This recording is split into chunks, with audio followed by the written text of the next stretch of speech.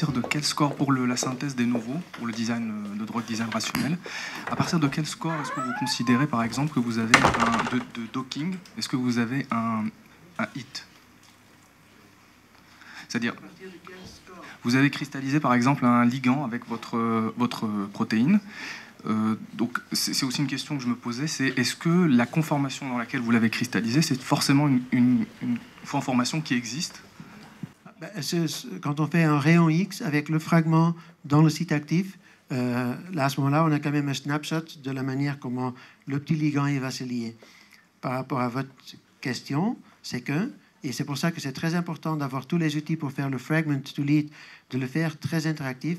Je pourrais montrer un exemple sur une autre kinase PIM1, où on a abouti très rapidement à des meilleures activités, mais au long du fragment growing, chaque fois on refait un rayon X, et on voit quand même certaines loops qui se... Donc il y a le induced fit au niveau de la protéine, et c'est là aussi où je pense que c'est important d'avoir l'outil de savoir exactement ce qu'est-ce que nous sommes en train de faire, parce que c'est pas...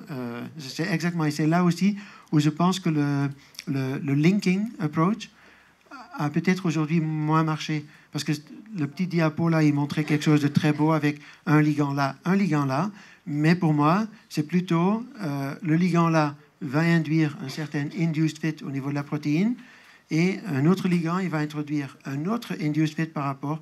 Donc ça, c'est un peu la problématique. La problématique du fragment-based, c'est quand on a des cibles très flexibles.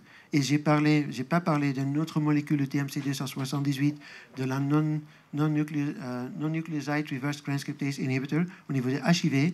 Eh bien, ça, c'est un binding pocket, je vais pas dire, mais c'est comme la poche d'un pantalon. C'est que au début natif, il y a quasiment rien, et c'est quand on commence à nourrir avec des molécules, c'est comme quand on met la main dedans, qu'elle prend une certaine forme.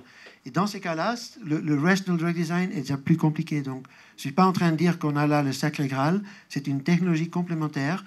Dans certains cas, des kinases aujourd'hui, j'en suis convaincu, ça va porter ses fruits. GPCRs, aujourd'hui, on ne peut pas faire parce qu'aujourd'hui, on ne sait pas encore très bien cristalliser les GPCRs et avoir vraiment toute l'information structurelle. Voilà.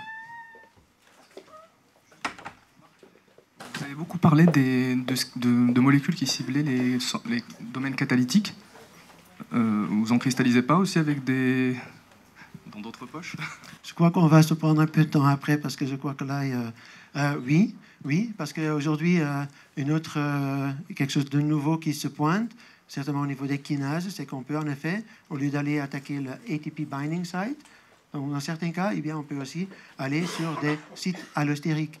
Et dans le domaine des GPCRs, aujourd'hui, on parle beaucoup de NAM, de PAM, Negative Allosteric Modulator, Positive Allosteric Modulator, dans les métabotropiques glutamate, par exemple. Il y a des belles exemples de molécules qui sont dans le clinique. On va, en effet, au lieu d'aller sur le site actif de la glutamate, par exemple, eh bien, non, on va aller sur un site qui induit un changement et qui vont agir comme un activateur ou un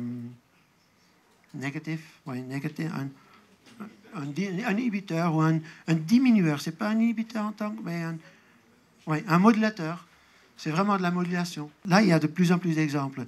Avec une approche, je ne vais pas dire, mais au sein de Novalix, on a une approche SPR, Surface Plasmon Resonance, sur 10 000 composés à la fois.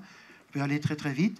Et là, dans ce cas-là, par contre, on va en effet, on va trouver des binders, on va trouver des protéines qui vont se lier aux petits fragments, mais au début, on n'est pas sûr si on se lie sur le site actif ou si on se lie sur un site allostérique. Après, on peut faire des competition experiments pour essayer de déceler est-ce qu'on est allostérique et tout cela. Et cela a amené à une belle publication Boehringer-Ingelheim sur MMP13, où on a pu déceler un inhibiteur matrix métalloprotéase qui n'interagit pas avec le zinc, comme dans tous les MMPs. Donc, voilà.